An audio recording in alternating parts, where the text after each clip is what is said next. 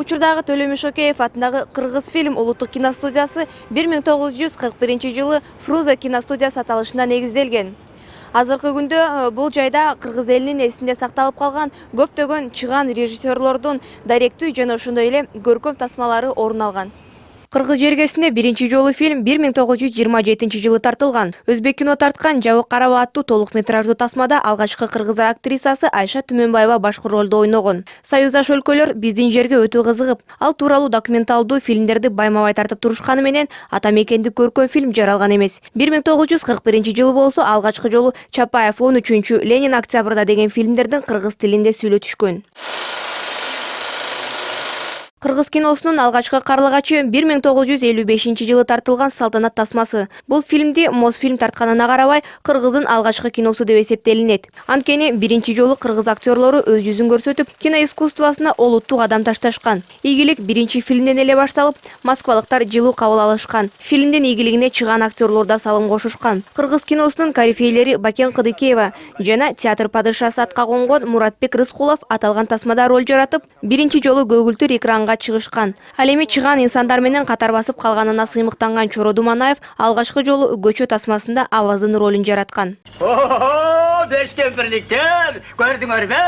Кандай букалып келе жатам. Кыргыз кереметинин сап башында турган инсандар Сүймөнкул Чокморов, Болот Бейшеналиев, Советбек Жумадылов, Алиман Жанкорозова жана башка таланттуу инсандар. Кыргыз эл артисти Чоро Думанаевдин айтымында, бул залкарлардын келиши менен кыргыз кино дүйнөсү алдыга бир кыйла секирик жасап, өлкөнүн аброюн бийик деңгээлге көтөргөн. Жакынкы 75 жылдыктын ичинде ошол залкар деп айтсам болот, ошолордун эмгеги зор.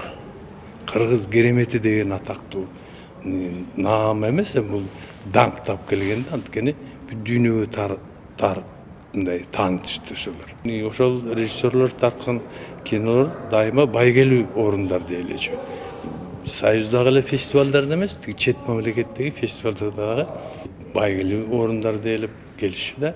Өлкөнүн кино тармагы 70 жылдары кыргыз керемети деген наамга татып, бирок 90 жылдары ордунан жылбай калган дешет адистер. Алардын айтымында, учурдагы кинорежиссерлор четинен ийгиликтерди жаратып, дүйнөлүк аренага суурулуп чыгып, 40-50 жыл мурдагы керемет кайра жанданууда.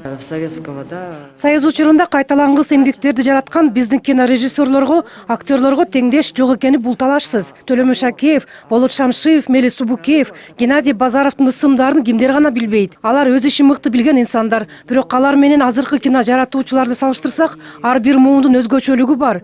Бүгүнкү күндө кыргыз киносу артта калды дегенден алысмын. Кино азыркы учурда өнүгүүнүн катарында. Ийгиликти жаратып жана ага умтулган жаштарыбыз көп. Камера. Есть. Кадр 133, дубль 6.